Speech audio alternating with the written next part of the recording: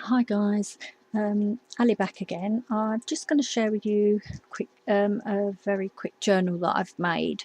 This is for a challenge over on Junk Journal Junkies, set by Yvonne, and it is 30 days of September challenge. Now I actually did this last year, and this is my journal from last year, which I'll give a quick flick through at the end of the video if I've got time. But this is the journal I've made for this time, and I've done it a bit different. Normally I'll make a journal, put in a load of tuck spots and pockets and things like that, and then use it. And quite often I find that all the little fancy bits and embellishments that are on the pages when I'm trying to journal, they kind of get in the way and I don't get used and things like that. So this time you'll find as I flick through that I've kept the pages blank pretty much, and so there's plenty of room for journaling, but at the back there's a pocket and it's stuffed with things that I'm going to add as I go along. So as this is a journal for myself to use, I've got the option then to add it as I go.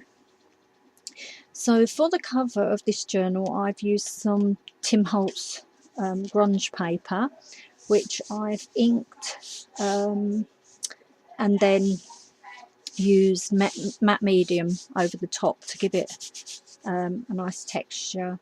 Here I've added, as you can see, a paper doily, and on the front I've layered up music paper and this lovely journaling card that I was very kindly gifted by Fiona when we did a swap a little while ago. We swapped journals and this was amongst the extras that she put in, and being as it's a journal to be written in, I thought this would be lovely because it says write it on your heart that every day is the best day in the year, and that's by Ralph Waldo Emerson.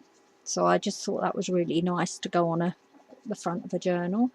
As you can see, I've added lace down the spine of the journal, and along here this is a piece of lace that I had left from my previous journal that I made, and this is been stained with the avocado skins. And same with this little this piece of seam binding.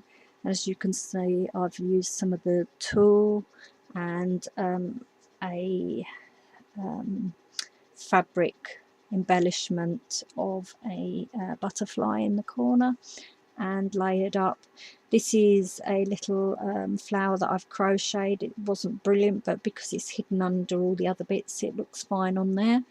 With it layered up with a little flower, some more tulle, another little flower, and don't know if you can see him, a little bird, resin bird that I've got.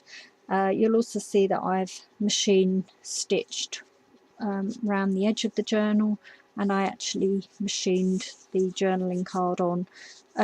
This was done after it was already stuck on anyway, so it's well and truly secured, but it's the stitching on here is just for show. So we go inside. I've actually lined the cover of the journal with a paper napkin that I was sent in a swap, and I've been hoarding, so I just thought, being as it's a journal for myself, I'd use it, and I'm so pleased that I did. This is some paper, scrapbook paper that's been tea dyed, and I've machine stitched some lace down the edge of this page. I forgot to say it has 3 signatures, and the size of it is approximately 7.5 by 6 inches. On the lace I've also attached, sorry, it's just called, that's it, attached a butterfly charm that's on a little pin, and that's something else that I'd been hoarding, so I thought I would use it in the journal. And then as you'll see, a lot of the pages, they've all been tea dyed and that, but they're, other than that, they're pretty blank. This is part of an envelope, and I thought I'd use the window of that, and I've added some lace down there, partly because it had some writing on there, so I wanted to hide that, so I've put that over there. That's just been machine stitched on as well. You'll see the embellishment that I have done tending to be on the edges of the pages, so that way I've still got plenty of room to write. And this is some of the seam binding and a little bit of organza ribbon. Some lined paper that's been tea dyed as well. And this is from a notebook, which I've been taking apart and using some of the pages for, because they're really beautiful. There's a little bird image up the top there. More plain paper. I've left the signatures with the threads hanging in case I want to attach something to it. I'm not sure, obviously as I go I'll decide how I'm going to work it. This has got a little fold out here. I might either end up sticking that down and creating a pocket, or I might use that to attach another piece of paper to create a big fold out, depending on what's going on during the day that this page is being written and how much room I'll need. This is obviously the back or the second page of the notebook paper. Some more lined paper, and I've put some seam binding on the edge there. So I've got lines and blank paper throughout the journal. This is obviously the back of the envelope, and yet again I've left that fold out, which will either be to create a pocket or a bigger fold out page. As I say, it will be decided on as I actually go through this journal. So that's the first signature, and I've got this paper doily here. Yet again, not sure whether I'll end up attaching that and create a tuck spot, or whether I will leave that just as a fold out. Some more scrapbooking paper. This is some ledger paper that I had. More lined paper. More plain paper. As you see, and this is centre of this signature. It is very plain. This is a small page. Then I've got some more of the seam binding on the edge. This is a tuck spot here. If I don't want to use it as a tuck spot, I can just write completely over and just stick that totally down and just write over the whole page, so that's fine. Some more of the lovely lace, which I think was also gifted to me in a swap with someone. So unfortunately what I tend to do is hoard a lot of the stuff that people send me, and then I can't remember who sent it to me, so I do apologise if that was you that sent it. And as you can see, I am using it now. More scrapbooking paper, more lined paper with the organza ribbon and seam binding, and this has all been machined on. This is from another notebook that I've been taking apart and using within various journals. This is part of a paper bag. It's still sealed because at this moment in time I don't know whether I want to use this as a pocket or just as a normal page, and I've got the option to cut it down here or across the top when the time comes and I know how I want to use it. More lined paper with seam binding stitched to it. This is just a piece of lace that I really liked, and I've just layered it on some organza. So although it's decorating the page, it's not going to get in the way of my journaling space. And this is obviously the opening of the paper bag. The other part of the notebook paper. and the end of the final signature with the some more lace sewn down there. Now I've tried to do it so that I've got 30 sort of double page spreads, so I've got the option to write on the double page, and then, as I say, if I've got a day when I've particularly got a lot to write, I'm going to add fold outs and flaps and things like that with extra paper.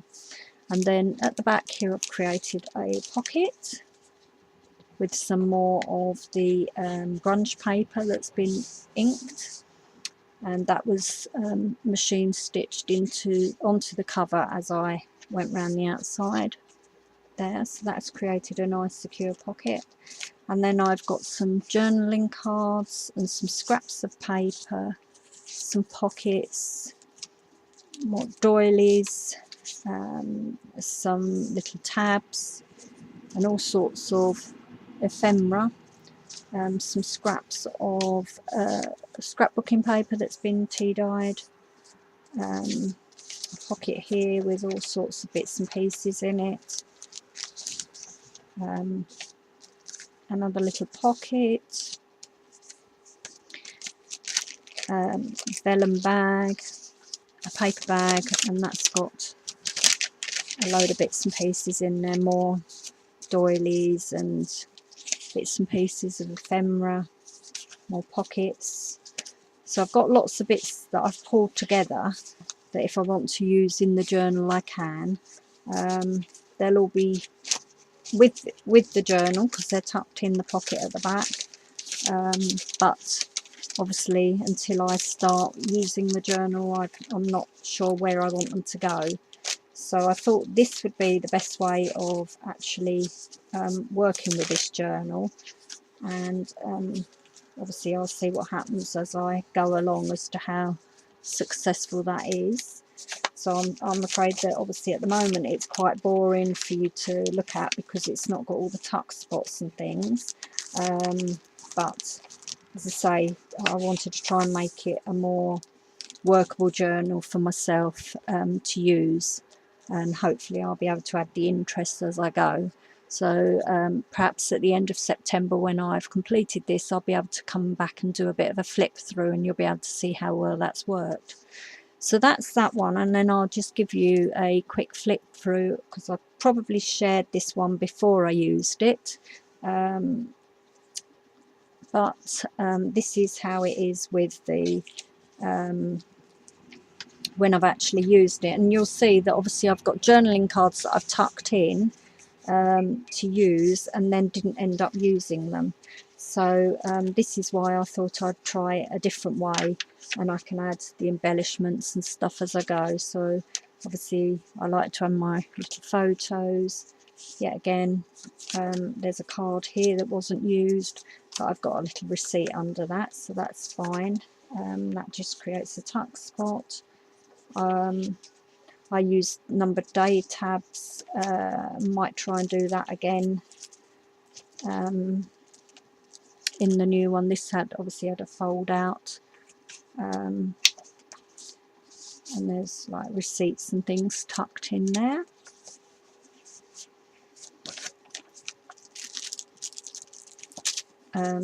There's a tuck spot here which I've added a paper bag we'd gone away, and I'd picked up some postcards, so they're just tucked in there. I'm not sure what's in this one. Probably some little tickets and some receipts from when we went in somewhere, so they're tucked in there. And the same here. This is a pocket which I've got cards, but obviously yet again I didn't necessarily need to use the card. There's a receipt in there. Added extra postcards. This bag there, it's got more receipts in.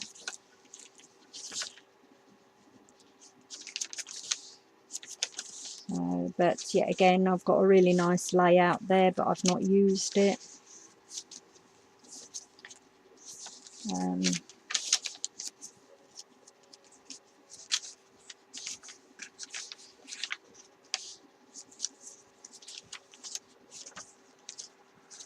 So pocket here, which hasn't been used. So this is why I figured that it would be better to actually do it as I went along.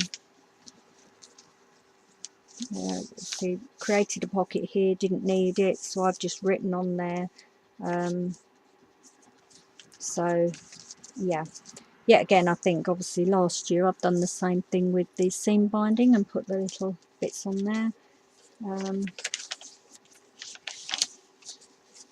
Yet again, another flip out that I didn't need, but I've written on the paper here. I could just cut that off actually, but I've just left it. Pocket here that wasn't used. Another fold out that I didn't use. So, and this is an envelope which wasn't used either. So this is why I thought, well, I'd be better, and that's the end of the journal. There's some paper in there. I actually might transfer that across to the other journal, but yeah. So I thought I'd see how it goes this time and whether it works better to actually add the extra bits as I go. And as I say, so obviously I'll keep you posted with that. And yeah, so thanks for watching. Hope that's been interesting for you, and I will be back again soon. Thank you. Bye.